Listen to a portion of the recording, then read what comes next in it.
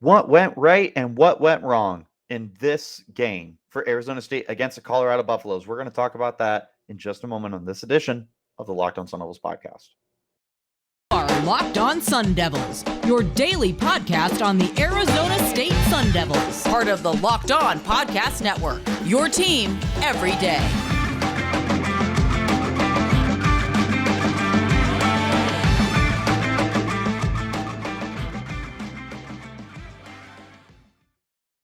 Hello and welcome back to this edition of the Locked On Sun Devils podcast. My name is Richie Bradshaw and I'm your guide for everything Arizona State Sun Devils. Thank you guys so much for making us your first listen of the day. Remember, the podcast is free and available on all platforms, including YouTube if you want to check us out in that visual platform. But wherever you are getting your podcast, hit like and subscribe and turn on notifications so you get an update every time we post new content, which is Monday through Friday. Stay in touch with that content by following me on Twitter. You can find me at RichieBrats36, and you can find the podcast as well at LO_Sun Devils. For today's conversation, we're taking a look at this win again. Arizona State is able to go on the road to Boulder, Colorado, and take down the Buffaloes to the tune of a 42-34 final score. Offensive explosion, defense fell apart. Let's talk about the things that went right and the things that went wrong. Start with the most obvious thing that went right, and that's the quarterback position. For what feels like one of the first times this year is the quarterback position was, foolproof, short of one interception. Trenton Bourguet is completing 70% of his passes in this game. He throws 435 yards and 3 touchdowns. This is his first career start, and they're able to make this work beautifully. I don't know how it came to be, but man, oh man, am I glad that it did, because this is exactly the jump start to the passing game, to the offense, to the quarterback position, and the play calling and everything. Really, just everything finally culminated together. And all it took was a new quarterback. Emory Jones has struggled this year. Call a spade a spade. He's not been a good quarterback this year. He has managed the game about as well as he can. And eventually it just was no longer his offense to run. And so be it. It just is what it is, unfortunately. Emory Jones' experiment at Arizona State was a failure, and we are on to bigger and better things. It's greener pastures moving forward now with Trenton Bourguet under center. There's no longer this ineptitude offensively, and there's a lot more concise decision making. While, yes, Bourguet does have 2 interceptions in the 2 games that he's been on the field, one start, one replacing Emory for injury, he's also thrown 6 touchdowns. He's completing 73% of his passes. He's averaging right about 9 yards an attempt right now. His passer rating in college is ridiculous at 179.1. He's playing very good football short of the 2 bad interceptions that he's thrown. You'll take those from a guy who's still learning the ropes of the college game. This is a player that, remind you, had 12 career pass attempts coming into the 2022 season.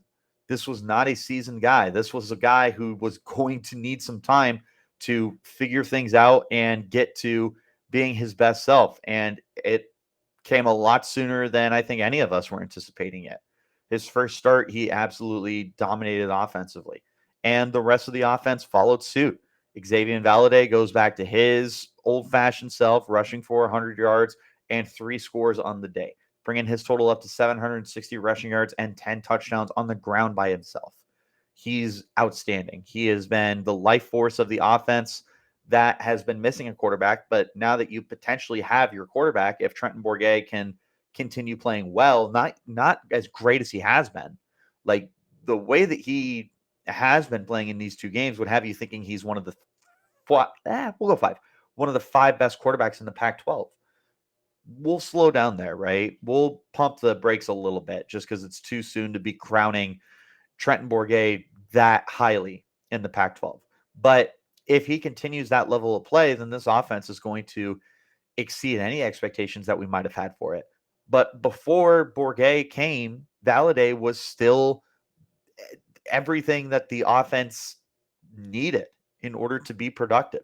He has scored a touchdown in all but 1 game this year. He has averaged over 4 yards per carry in all but 1 game this year. He's had a minimum of 59 scrimmage yards in every single game this year. This is the guy on offense. Everything that Arizona State wants to do goes through Valladay. And not a surprise that it continued to work for him. You're starting to see some receivers step up as well. Elijah Badger has stepped into his own and is the team's number one receiver at this point. There's no debating it. He leads them in receptions and yards convincingly. The second closest person in receptions is 20 behind, and the next closest person in receiving yards is 310 behind Elijah Badger. He is the passing attack. With that being said, though, you are starting to see more guys get involved. One of the biggest things that worked this week, the tight end position. Sean Aguano came into this past week and said he wants to get the tight ends more involved. That's exactly what he did. In this game alone against Colorado, you had Messiah Swinson and Jalin Conyers combined for 9 catches, 163 yards, and 3 touchdowns, all of which were by Conyers.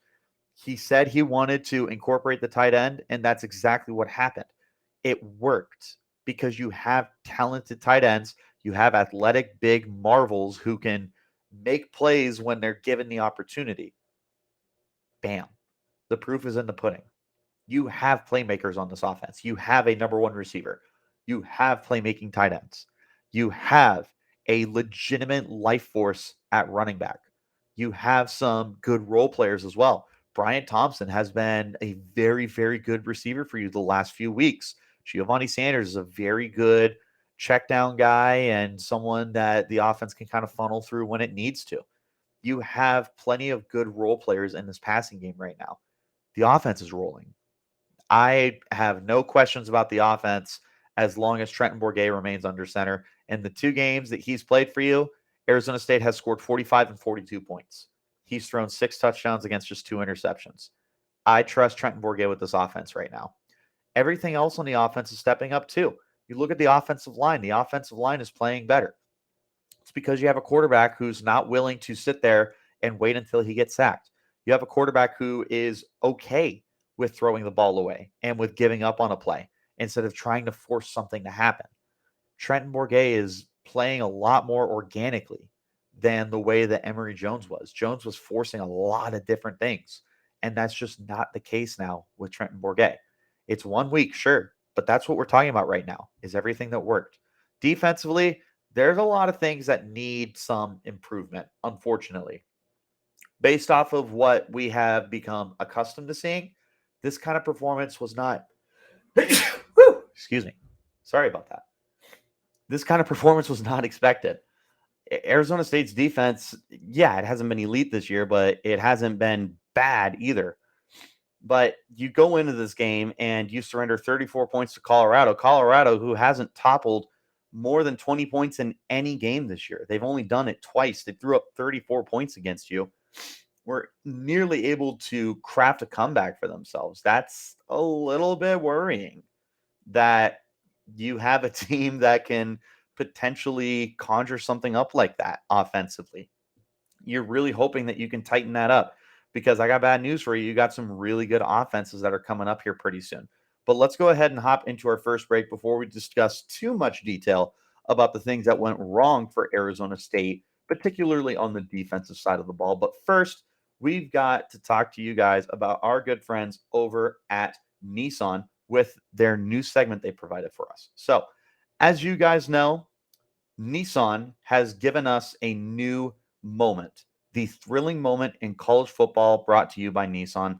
Thrilling designs behind the new lineup for Nissan are intended to empower drivers in vehicles as capable as the drivers themselves. When I think of unbelievable abilities on the field for this week's thrilling moment, it's got to be when Valladay crossed the 4,000-yard rushing barrier with a touchdown. It could not have been a more poetic way for one of college football's most underrated running backs while playing at Wyoming to go to a Power 5 school, capitalize on what has been a very good career for him, scoring a touchdown, crossing the 4,000-yard barrier, and joining a very, very elite group of running backs in college football history. This segment has been brought to you by the thrilling new designs featured across Nissan's lineup of vehicles. Pursue what thrills you in the all-new Frontier, Armada, or Pathfinder today, available now at nissanusa.com. And guys, make sure that you go ahead and check out the Locked On Sports Today podcast. From the games that matter the most to the biggest stories in sports. Go beyond the scoreboard and behind the scenes with local experts and insights only Locked On can provide. Locked On Sports Today, available on this app, YouTube, or wherever you get your podcasts. Hopping back into the conversation, let's look at the bad things, the deficiencies, the things that the team didn't do well.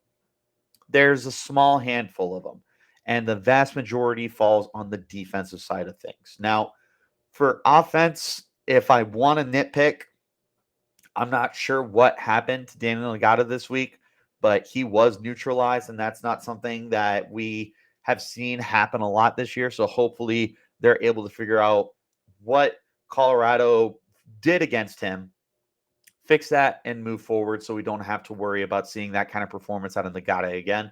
I'm not worried about Daniel Ngata. I still think he's very, very good, and I'm looking forward to him getting more touches once again.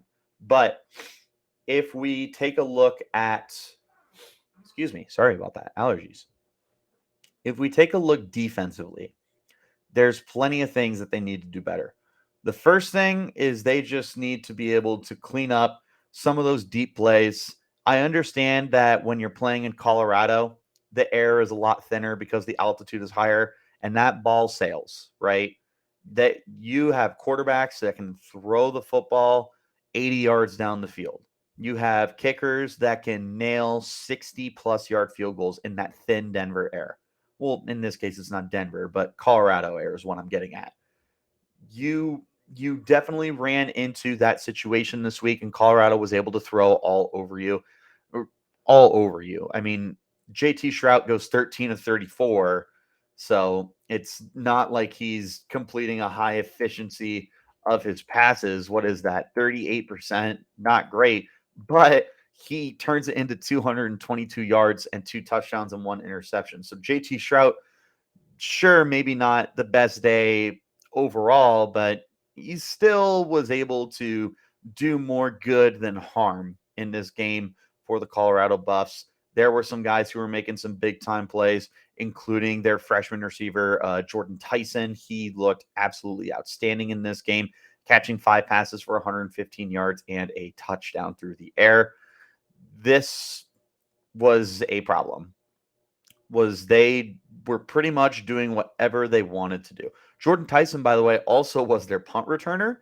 And we'll get to that. We'll get to that because that's a whole other thing I want to talk about. But looking at what they wanted to do in the passing game, they pretty much did it. Again, like Shroud is only completing 30% of his passes, but when he was completing his passes, man, it was big plays. It was a lot of big plays.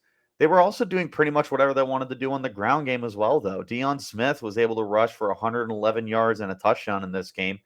Uh, Not a career high, excuse me, a season high for him convincingly. His best game previously was against Minnesota back in week 3. He had 10 carries for 70 yards. This game, he totes it 24 times, and he did what he wanted to do. So the defense was gassed. And again, it makes sense from an actual like biological and environmental standpoint because the altitude in Denver is so high, you're getting tired and this, that, and the other, right? But again, we're focusing on the things that didn't go right. These are the things that didn't go right. The defense didn't play well this week.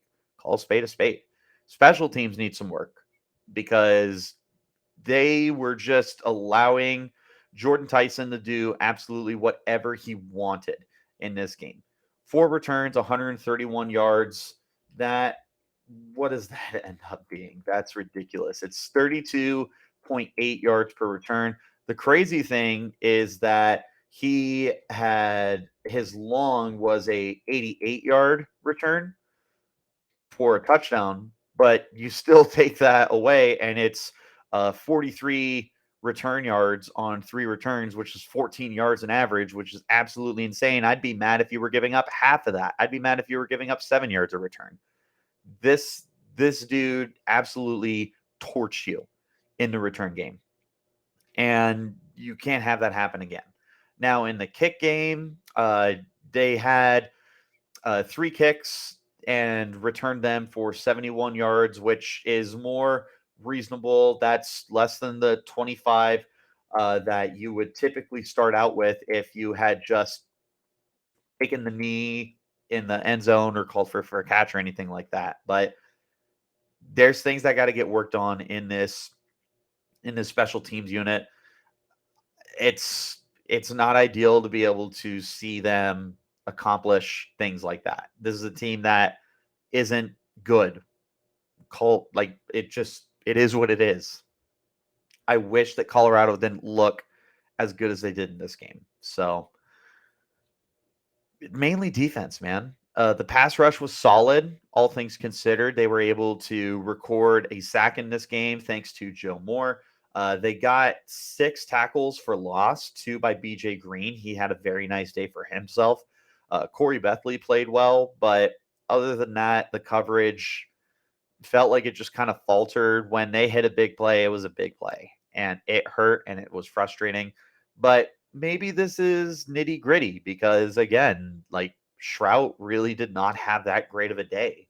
So pick your battles, I guess. We're here to talk about the things that didn't go well. Those are the things that didn't go well. So let's go ahead and hop into our last break. When we return, we'll go ahead and pick it up with just my final overall thoughts on this game. But first, let me tell you guys about one of my new favorite products. So I can tell you that I personally suffer with a little bit of excess sweating, and there's times where I'm just completely uncomfortable. However, I was able to fix this problem with Sweatblock. Sweatblock wipes are a must have for everyone's toiletry bag, whether it's a big presentation or a hot date. Everyone can benefit from having Sweatblock with them. If you or someone you love is experiencing sweat or odor, try Sweatblock. Save 20% with promo code locked on at sweatblock.com, also available on Amazon. Make sure that you check it out. Great product. Once again, I want to remind you guys to make sure that you check out the Locked On Sports Today podcast. The biggest stories of the day, plus instant reactions, big game recaps, and of course, the take of the day. Available on the Odyssey app, YouTube, and wherever you get your podcasts. Closing this out, final overall thoughts on this game. We handed out some game balls yesterday. I'm very happy about this game. Obviously, there's definitely things that need to be worked on, particularly on the defensive side of the ball. But Arizona State should be pretty gosh darn happy with the way they played. There's some takeaways that they need to have moving forward. The biggest takeaway is that Trenton Bourguet is, in fact, your starting quarterback. You don't need to overthink that. You don't need to consistently wonder whether or not this is the guy or not. He is, in fact, that guy, pal. Trust me, he is that guy, pal. Trenton Bourguet is the starting quarterback more than just a statistical point, too. I mean, the offense just flat out runs better with him. Things feel more energetic and lively. Not just for the fans, but the players seem to gravitate towards him as well. These guys are definitely buying into Trenton. When he came out on that field against Washington, it felt like ASU became a completely different football team. They're very unrecognizable when Trenton Bourguet is on the field compared to when Emory Jones is on the field. So stick with Bourguet. Roll with that man. He's got something cooking. Keep doing it with him. Continue using your assets as well. Elijah Badger truly looks outstanding for you. And I am so beyond excited to see how he's going to be able to close out the year. He still has 4 more games yet to play. Currently at 627 receiving yards. It would be a lot for him to end up as a 1,000-yard receiver, but he could really push for it. The way that he's been playing the last 2 weeks, back-to-back 100-yard games, the volume's there. I don't know if he'll get there, but that would certainly be just a phenomenal sight to see Elijah Badger be able to topple that 1,000-yard barrier. It'll be a storyline that we're going to be monitoring, but regardless of any kind of milestone marks like that, definitely use Elijah Badger. This is the best receiver you've had since Brandon Ayuk left way back in 2020, right? He was a 2020 class. Yeah. So it's been a minute since you've had a receiver of Elijah Badger's caliber. Keep using those tight ends. I was really hoping that they would be more involved this year, and it's taken a little bit, but it looks like they're finally going to do that, and they're finally going to give these tight ends the opportunity to prove themselves. Messiah Swinson was someone that we had highlighted all offseason coming into the year. Jalin Conyers is someone that I personally have been higher on heading into the year. They showed out in this game. Sean Iguana wants to use them. Let's keep using them.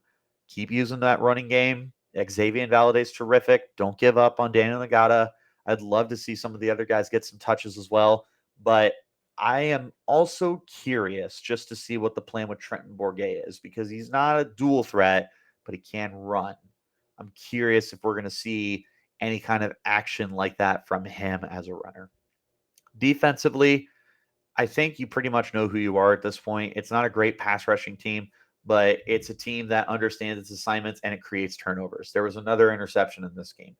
8 games played. They've had an interception in all 8 games this year, 9 interceptions total on a year. Let's see if we can keep that up. There's 4 games left. Let's see if we can get an interception in each of the last 4 games to end the year. It's not going to be easy. There's definitely a lot going up against this team to prevent them from getting to that point. But there's lots to take and be happy with from this game, more than there is negative. Clean up some of those special teams issues, clean up some of the mental lapses that were going on in the secondary during this game, continue doing what you're doing offensively, and I have a feeling that you're going to find yourself winning more football games than you will be losing football games. 4 games left, 3 games away from being bowl eligible. Let's see if we can do it. Let's go ahead and wrap up this edition of the Locked On Sun Devils podcast, though. Thank you guys so much for making us your first listen of the day. Remember to check us out wherever you get your podcasts, including YouTube. If you want to check us out in a visual platform, wherever you are getting your podcast, though, hit like and subscribe and turn on notifications so you get an update every time we post new content, which you can find Monday through Friday. Stay in touch with that content by following me on Twitter. You can find me at RichieBrads36, and you can find the podcast as well at LO_Sun Devils. So until next time, guys, you keep it locked right here on Locked On Sun Devils.